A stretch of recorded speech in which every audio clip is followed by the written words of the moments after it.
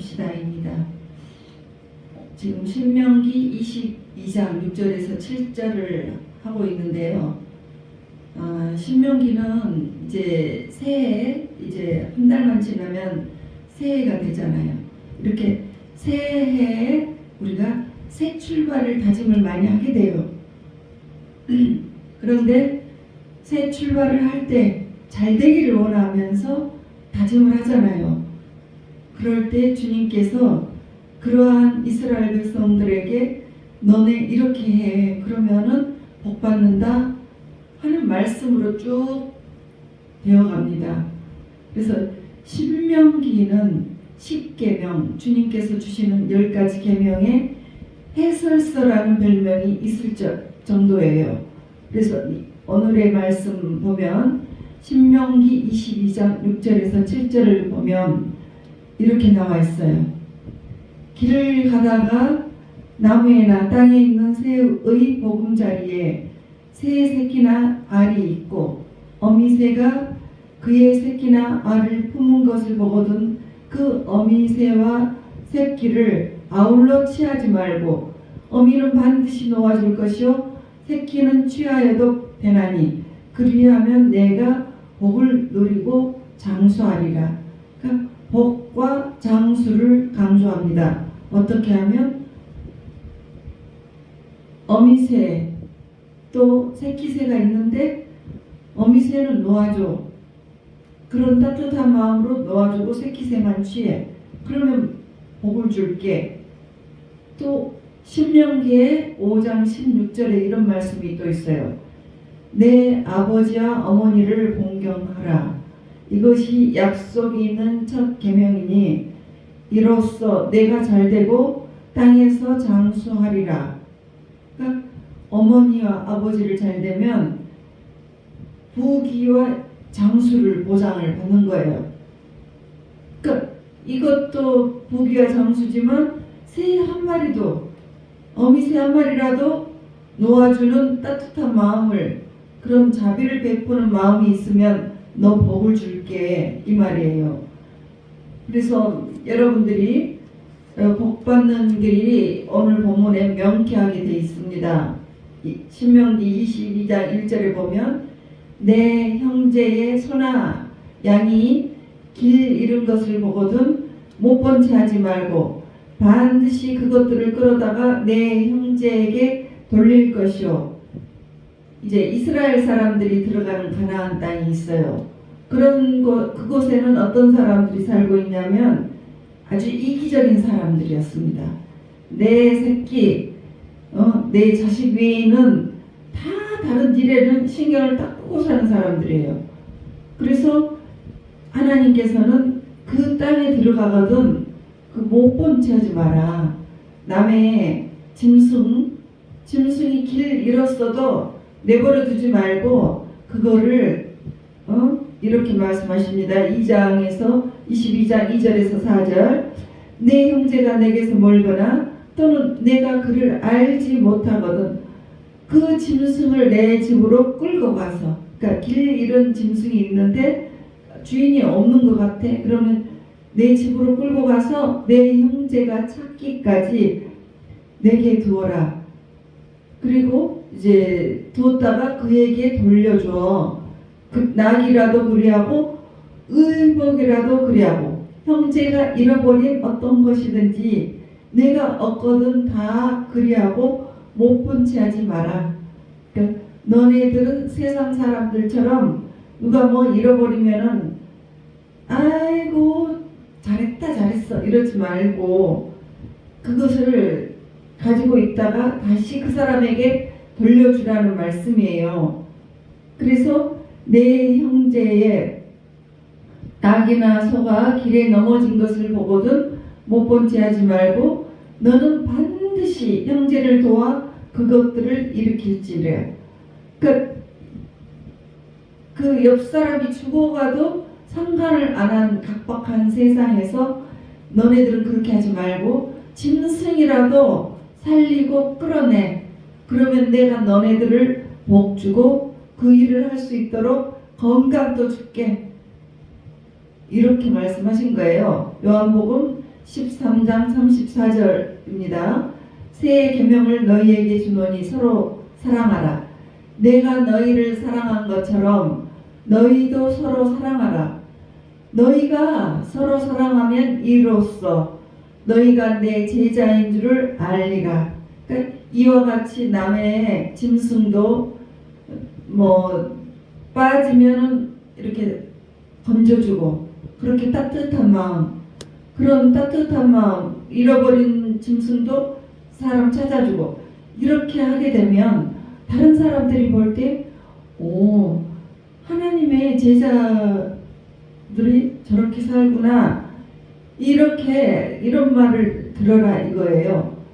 그렇게 따뜻하게 너네들이 마음을 쓰고 살면 하나님이 복을 주시겠다. 그리고 그 일을 하도록 건강도 주시겠다. 이렇게 하신 것입니다.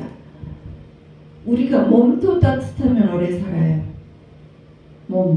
우리가 36.5인데 1도만 낮아도 암이 걸리는 온도가 된다고 합니다.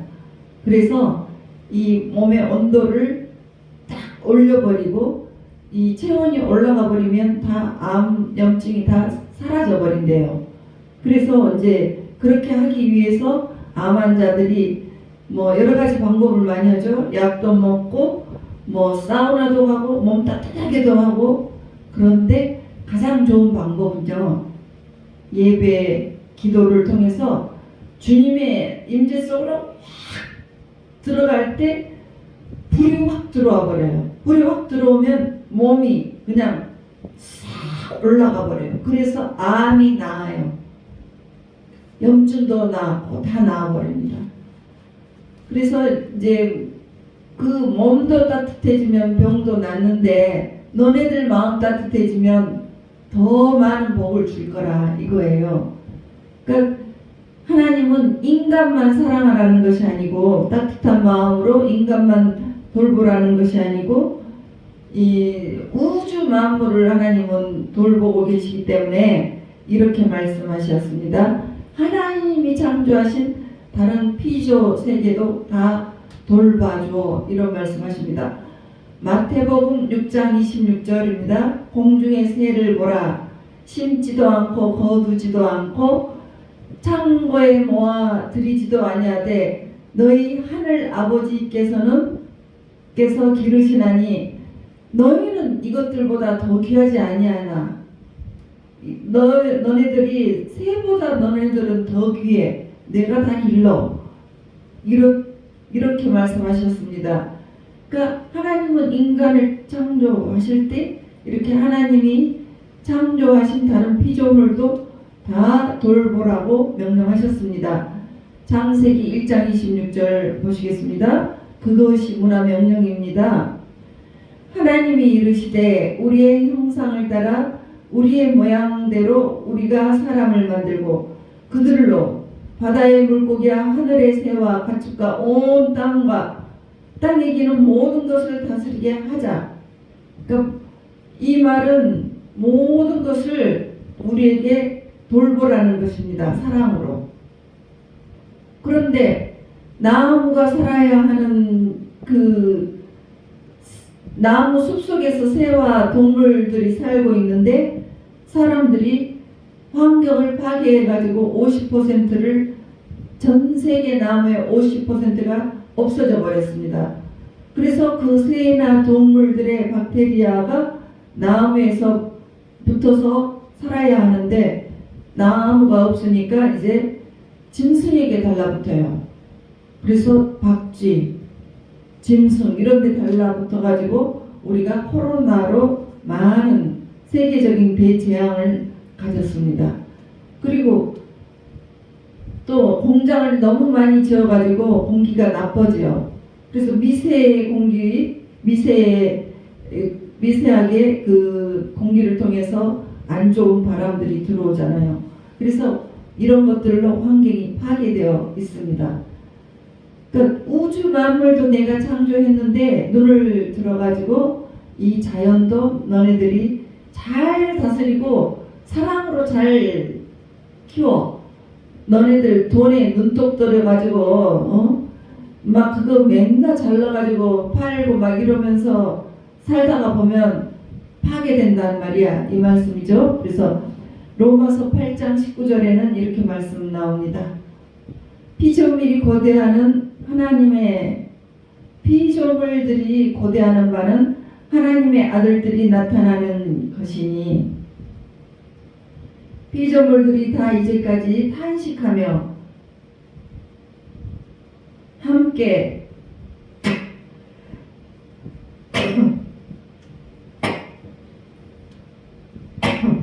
고통을 겪고 있는 것을 우리가 다 아느니라.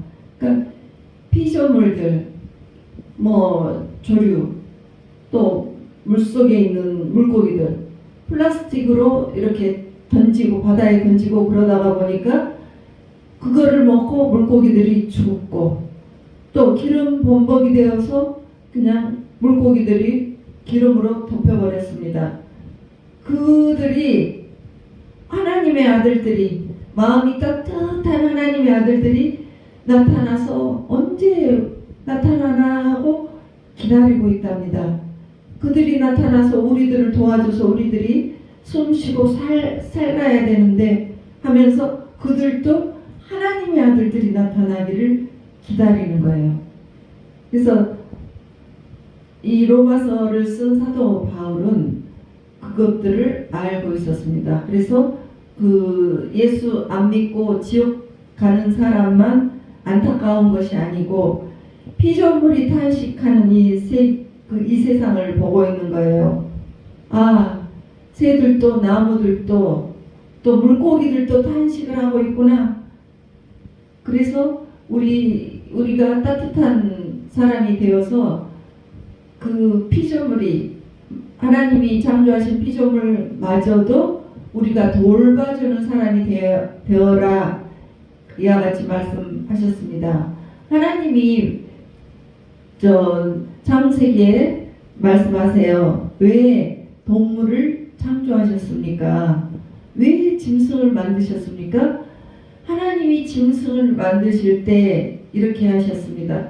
사람이 독초하는 것이 좋지 못하다. 혼자 사는 것이 좋지 못하다. 짐승을 만들자. 그래서 아름다운 그 짐승들, 요즘에 유튜브에 보면 강아지, 앵무새, 고양이 또 여러 가지 동물들이 있는데 그들과 함께 그렇게 같이 사는 그런 우리가 다스리고 사는 그런 아름답게 사는 그런 모습들이 많이 보이잖아요. 그 2차 대전 때 싱가포르의 수용소에 있었던 이야기래요. 일본 놈들에게 다 고문을 당해가지고 죽을 날만 기다리고 있는데 수용소에 비둘기 한 마리가 날라왔어요. 그러니까 그 캠프에 있던 200이나 300명의 그 포로들이 갑자기 이 비둘기를 보고 막 이름 지어주고 막 나한테 와 하고 이렇게 사랑해주고 막 이렇게 하니까 수용소가 활기가 뛰었습니다.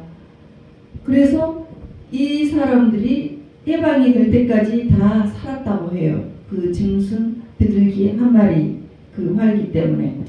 그래서 사람들은 이렇게 내가 키우는 것도 있지만 어디서 날라왔던 이 새 한 마리라도 이렇게 자라는 거 보면서 되게 행복한 그 마음을 많이 갖게 됩니다. 그러니까 인간도 만드셨지만 하나님이 피조물을 만드셨는데 너네 같이 어울려서 살아 이렇게 하셨습니다. 그래서 함께 살 때 그렇게 따뜻한 마음으로 살아 이렇게 말씀하셨어요. 그리고 이제 하나님은 사람들이 거룩하기를 원하십니다. 신명기 22장 5절 보면 여자는 남자의 의복을 입지 말 것이요 남자는 여자의 의복을 입지 말 것이라. 이같이 하는 자는 하나님 여호와께서 가증한 자라 말씀하십니다. 가증한 자는 또 동성애자를 가증하다고 했어요. 근데 왜 남자 여자 옷을 바꿔 입는 것을 가정하다고 하냐면 그 당시에 가나안 사람들은 그렇게 바꿔서 입었습니다. 남자와 여자를 창조하신 하나님의 창조 질서는 그런 질서와 상관이 없이 이제 제사를 지낼 때 가나안에서 우상을 섬길 때 남자 제사장들이 여자의 옷을 입었어요. 그래서 그 우상 숭배를 한 다음에서 난잡한 성행위를 했습니다.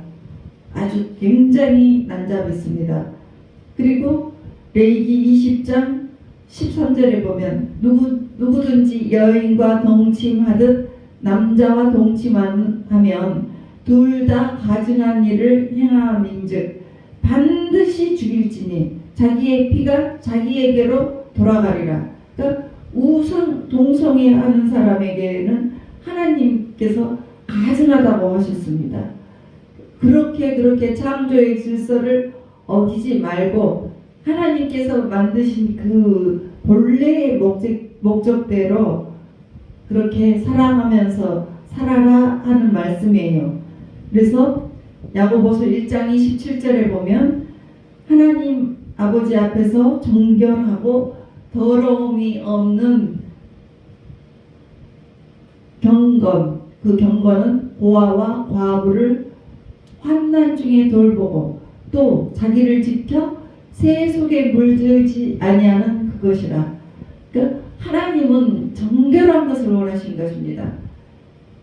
그 음란함의 세속함에 돌볼 그 물들지 않는 따뜻한 마음을 갖는 자, 나는 그에게 장수 복을 주고 잘되는 복을 줄 거다, 이렇게 하셨습니다. 그래서 하나님께서는 가장 따뜻하신 분 예수님을 이 세상에 보내주셨습니다. 이제 곧 크리스마스가 되잖아요. 그 예수님이 오셨습니다. 요한복음 3장 16절 하나님이 이처럼 세상을 사랑하사 독생자를 주셨으니 누구든지 예수 믿으면 멸망하지 않고 영생을 얻으리로다 그랬습니다. 그러니까 하나님께서 사랑하셔서 이 세상에 예수님을 보내신 거예요. 그래서 에베소서 1장 10절에 보면 예수님이 이 땅에 오신 것은 우리가 천국 가기 위해서도 이 땅에 보내셨는데 또 이런 의미도 있습니다. 하늘에 있는 것이나 땅에 있는 것이나 다 그리스도 안에서 통일되게 하려 하심이라. 그러니까 우리를 예수 믿어서 천국에 보내는 수준 그 정도가 아니고 이 망가진 땅, 망가진 이 생태계를 그 하늘에 있는 세상과 통일시켜버리기 위해서 그 땅에도 그와 같이 실현을 되는 것, 그것을 바로 이제 새하늘과 새 땅이 내려온다고 표현을 하는데, 우리를 통해서 하나님께서는 예수 믿는 그리스도인 우리를 통해서 그와 같은 세상을 실현하고 싶으신 거예요. 예수님께서 이 땅에 오셨을 때, 예수님은 이 땅 오셨을 때 이런 본문의 신명기의 본문의 말씀대로 잘 사셨습니다. 그리고 이제 또 마태복음 12장 7절 말씀하십니다. 나는 자비를 원하고 제사를 원하지 아니하노라 하신 뜻을 너희가 알았더라면 무죄한 자를 정죄하지 아니하였으리라. 그러니까 예수님께서 이와 같이 말씀을 하신 것은 나는 자비를 원한다, 따뜻한 사랑을 원한다 하는 이 말씀이에요. 그 이야기가 나오는 그 배경을 본다고 하면 강도를 만났을 때요, 레위인도 바쁘다고 하고 제사장도 제사 지내야 된다고 못 본 척하고 다 지나가 버렸습니다. 그런데 예수 믿지 않는 선한 사마리아인이 돌봐주었습니다. 그랬더니 주님께서 누가 이웃이냐, 그러니까 이 선한 사마리아인이 이웃이다.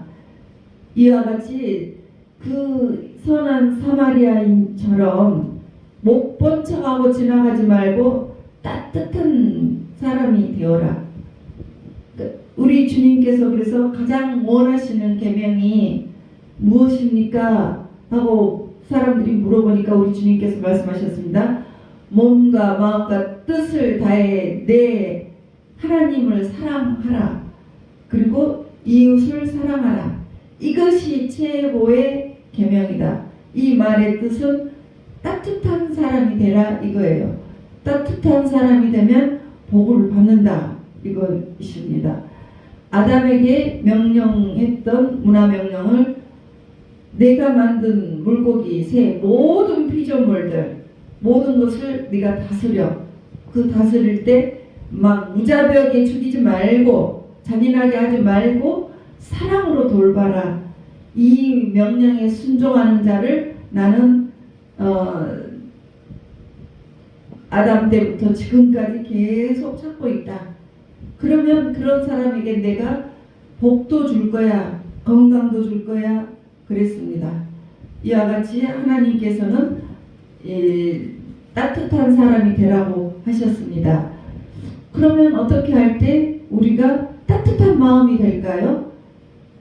성령을 받으면 따뜻해집니다. 오순절날 불같은 성령이 하늘에서 임하니까 막 아주 불이 임했어요. 그래서 막 불이 임하면 아주 몸이 뜨거워지고 막 땀이 나고 그렇습니다. 그래서 성령에 사로잡히면 아주 온도가 올라가요. 귀신에 사로잡힌 사람들은 얼음장처럼 차갑습니다. 그 마음도 차요.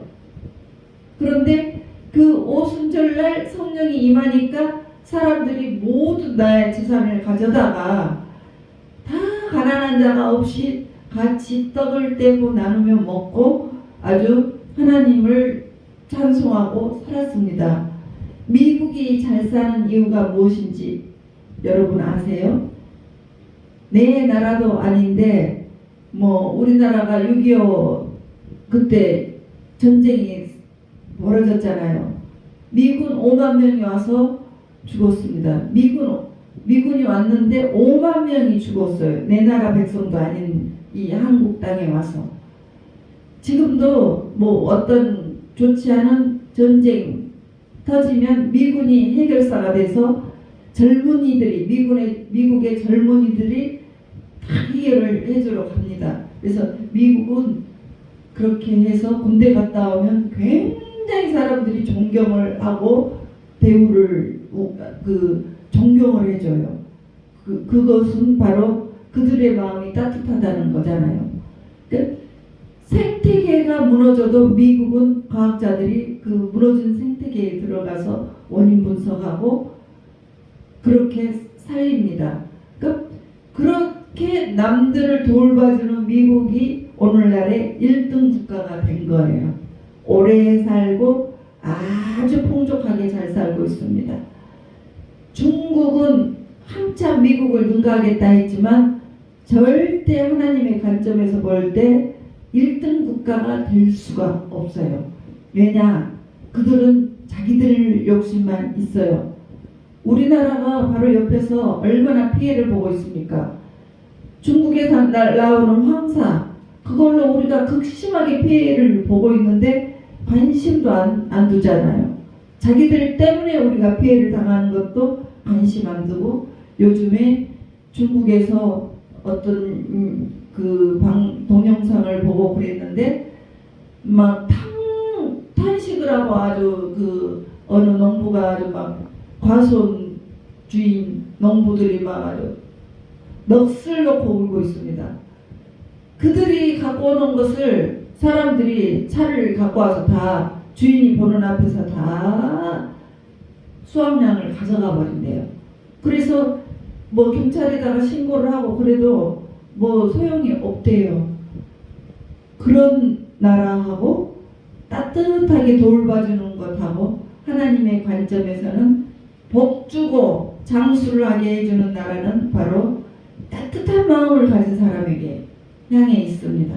여러분들 따뜻한 사랑으로 형제 자매를 돌봐주고 하나님이 창조하신 피조물을 잘 돌봐줄 줄 아는 그 사람이 되어서 여러분들도 복을 받으시고 장수를 받으시는 복된 사람이 되시기를 주님의 이름으로 축복합니다.